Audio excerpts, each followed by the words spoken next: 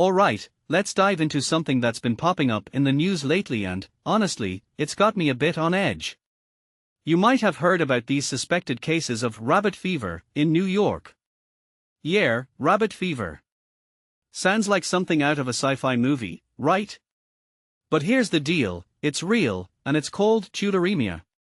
What makes this really interesting is that it's not your typical infection.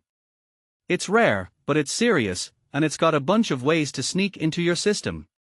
Personally, I think what's most fascinating, and alarming, is how it ties into the broader issue of tick-borne diseases, which seem to be on the rise.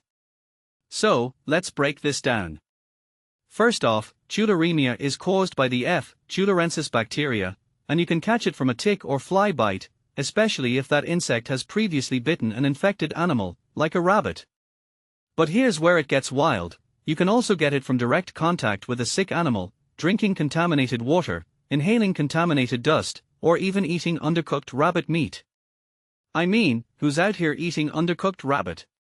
But the point is, this thing has multiple pathways into your body. What many people don't realize is that it's not just about ticks, it's about the environment and how we interact with it. If you take a step back and think about it, this is a disease that thrives in specific conditions, and those conditions seem to be becoming more common. Now, let's talk numbers. According to the CDC, there are fewer than 200 cases reported annually in the US, but those numbers have been creeping up. Suffolk County, where these recent cases were reported, has seen a handful of cases over the years, 4 in 2024, 3 in 2023, and 1 in 2022.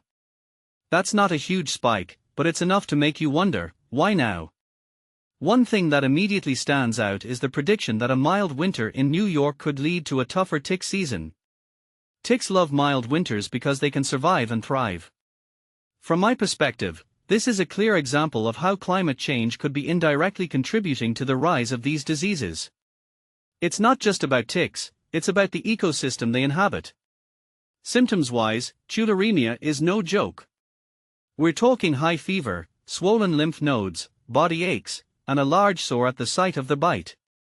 These symptoms can show up anywhere from 3 to 21 days after exposure, which is a pretty wide window.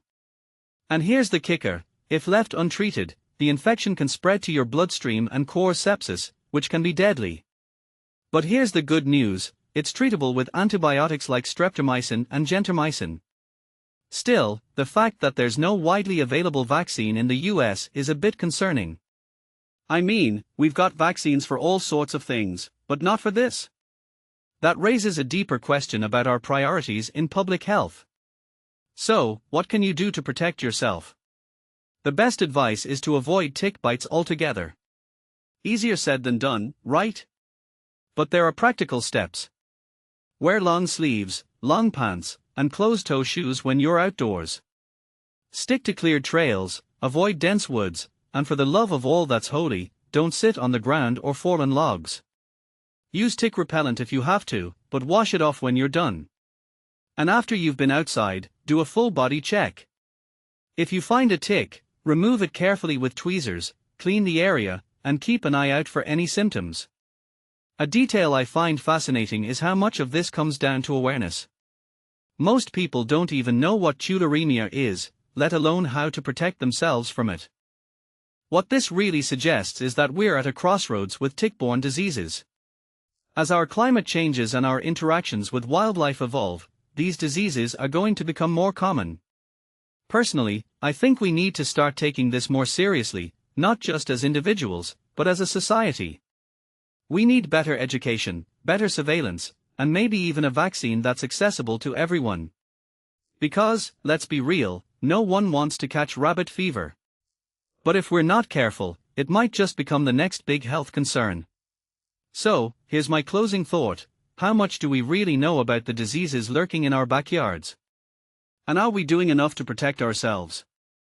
Let me know what you think in the comments. Stay safe out there, and maybe think twice before petting that cute rabbit in the woods.